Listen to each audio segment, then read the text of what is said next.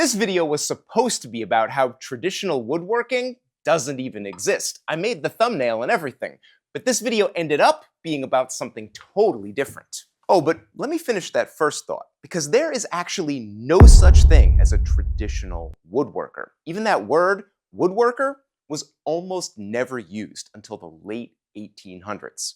What we had before that, for centuries, was dozens of individual specialist crafts, where the artisan took a piece of wood and transformed it into some useful object. But basically all of those crafts are dead and gone now, and they've been replaced with just one word: woodworker. And that's just a generalist who makes all sorts of stuff out of wood. So what we think of as traditional woodworking doesn't exist. No one called themselves a woodworker until very recently. But that's not the interesting story. What we should be asking is, how did this happen? How did 100 traditional crafts get transformed into one word: woodworking? And how did they become a hobby?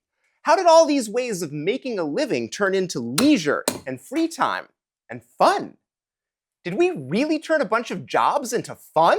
Yep, we did. And the story of how we did it includes the birth of the middle class, the design of the modern home, the electrification of America, 2 world wars, and a revolution in publishing that no one remembers anymore. My name's Rex. This is The Secret History of Wood, and just for a minute, let's talk about that word: woodworker, because one of the first times it ever appeared in print was the name of a professional association with a very catchy title. And even though it was an association for woodworkers, the individual members didn't list themselves that way. Instead, they put down specific occupations like furniture maker, sawyer, or logger. And these were professions, hard and often dangerous trades with long hours and demanding work, pretty far from the hobby woodworker making a table in his basement. So how did we turn these serious jobs into a fun hobby? In short, we went to war. Twice. In the early 20th century, the world went to war 2 times. And each of these wars transformed Europe, where most of the fighting happened, but also America. Before World War I, nearly half of Americans worked in agriculture. America was industrial, but industries were concentrated in cities. Most jobs were low-tech, and people worked a lot. 10 to 12-hour days, 6 days a week. World War I started to change that. The Great War was fought with new technologies like trucks that needed maintenance, and airplanes, which were mostly made from fabric stretched over a wooden frame. The war needed skilled workers, and when they couldn't be found, the army trained new people. World War I was the first step in democratizing knowledge and spreading it to new people, but the overall effect on society was small. To really change things, we had to go to war again. And World War II was a fully mechanical war. Radios were everywhere. Planes had high-strength aluminum frames, and technical ability was just as important as fighting strength. The Nazis built heavily armored tanks like the Panzer and the Tiger, machines that were terrifying on the battlefield, but also hard to repair and slow to build. The Allies relied on designs like the T-34 and the Sherman, which were smaller and lighter, but also cheaper, faster to make, and, this is the crucial part, easier to fix in the field.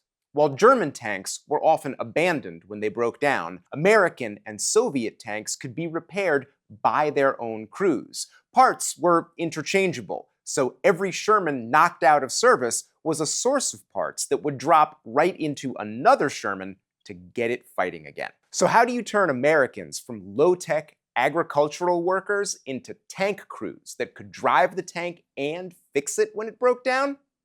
Training. A lot of training. The US Army trained so many people so fast that they couldn't even use schools. Training programs were crammed into hotels, theaters, convention centers, and factories. Any building that had a roof was used to teach machine repair, radio operation, field medicine, and anything else fighting men needed to know. And the training continued even once soldiers were deployed.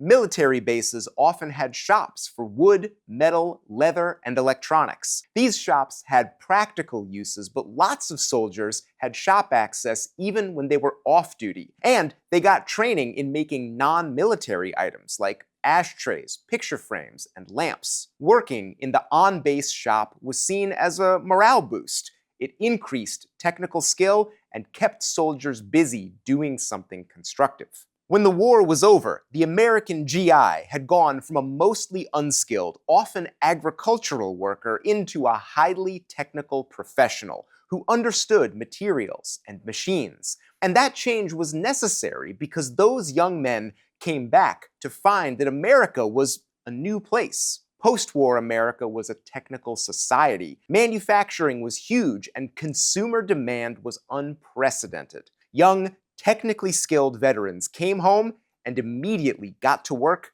making things. And making things in a factory is different from craft production in one big way: power. In a pre-industrial shop, all the energy was muscle power. If you wanted to turn a table leg on the most advanced lathe of the year 1600, you needed to get some sucker to turn this big wheel.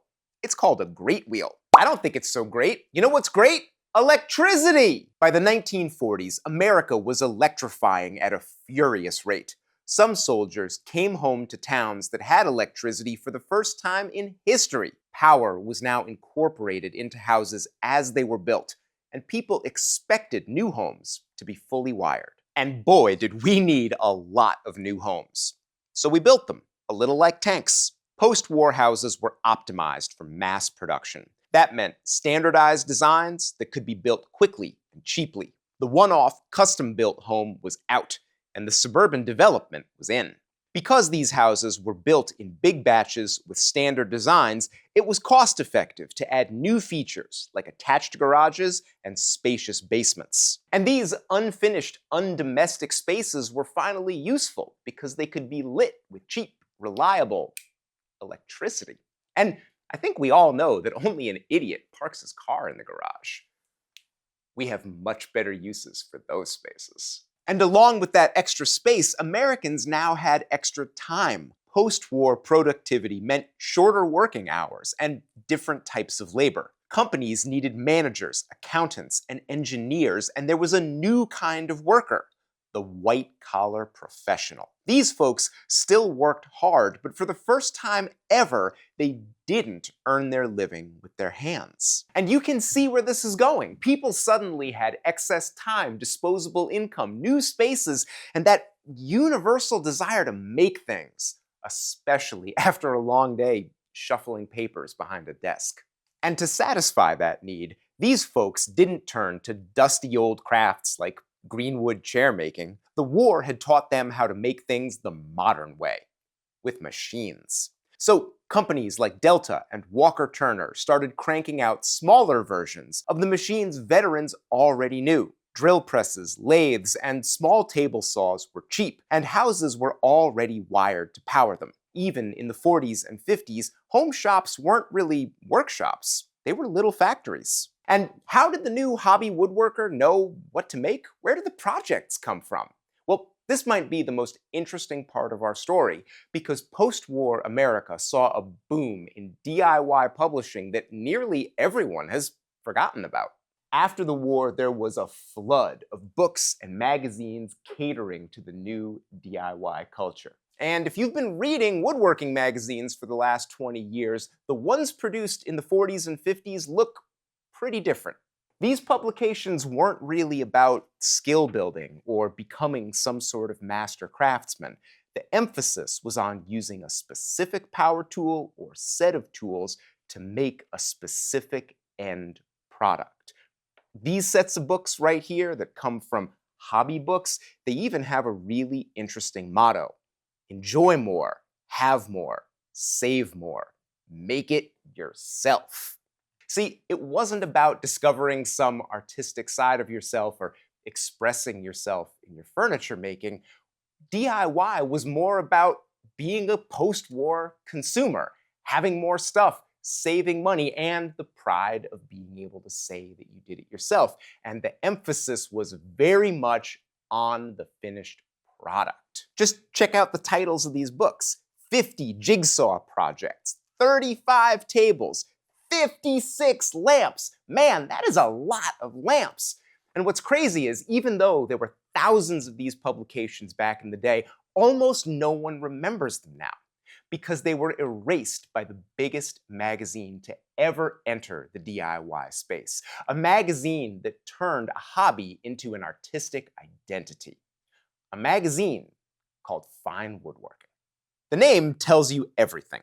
Fine because it's a refined, self-expressive practice, and woodworking because that's the only word that captures everything: dovetailing and turning and finishing and design. By this point, no one knew what a chair bodger was anymore anyway.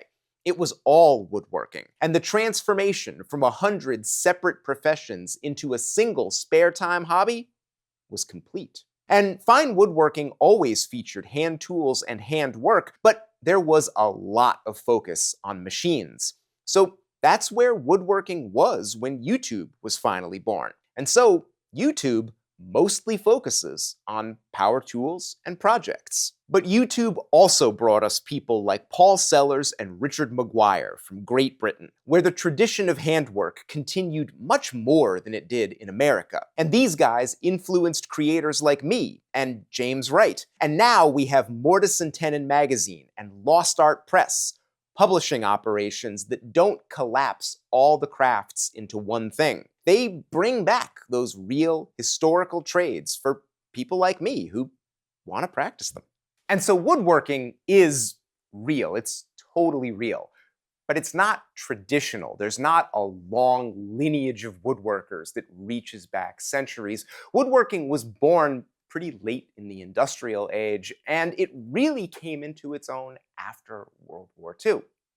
And being a woodworker is a super good thing to be, because woodworkers can make a wide variety of things at a very high level. It's a skillful and interesting pastime.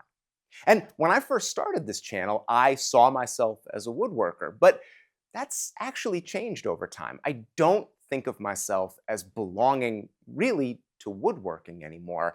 Now I think of myself as a joiner. And a joiner was a traditional craft that went back centuries and centuries. It was somebody who made things like doors and windows and staircases and also furniture, but for everyday people. So a cabinet maker made furniture, but fancy furniture for rich people. A joiner made plainer, simpler furniture for working class and middle class people. And that describes what I do pretty well. And it was a real profession. If you go to Colonial Williamsburg, they've got a cabinet maker's shop, and they've got a joiner's shop. And if you went in and looked around, you'd see that what's going on in the joiner's shop is a lot like what I'm doing here, except, I'm doing it on camera. And even though this video covered a lot of history, we did leave out something pretty important: the role of women. When American men were off fighting in World War II, somebody had to build all the stuff, and that was women. Women went into the factories and learned welding and fabricating and machining and all the same technical skills the men were learning, and they built the planes and the tanks and the trucks that allowed us to fight the war. It's just a fact that America never could have won World War II without the contribution of American women. And then, when the war was over, women left the workplace and went back to the home, sometimes willingly, sometimes not so willingly. And then, when woodworking became a hobby after the war, women were not really included in that. And look, I don't completely understand why woodworking is so dominated by men today. The theories are obvious, but it's like so male-focused. And speaking as a creator, I wish more women were involved. I mean, I have a daughter. I'm showing her some woodworking. I think every daughter should learn some woodworking. It's good for us as YouTubers if there are more women. That's more eyeballs, bigger audiences. Everybody wins. And it's something that I'm working on. If I meet a girl or a lady who says that she's interested in the craft, I do everything I can to encourage her, because it's obvious to me that an artistic, crafty pursuit like furniture making doesn't really have anything to do with your gender. and I'd like it to be a little bit more balanced. I'm working on it. Anyway, this is episode 3 of The Secret History of Wood, and if you liked it, make sure you check out episodes 1 and 2. Hit that subscribe button and click the link down in the description to join our mailing list so you don't miss any of these videos. The stories you're going to see on this channel, you're not going to see anywhere else. Thanks for watching.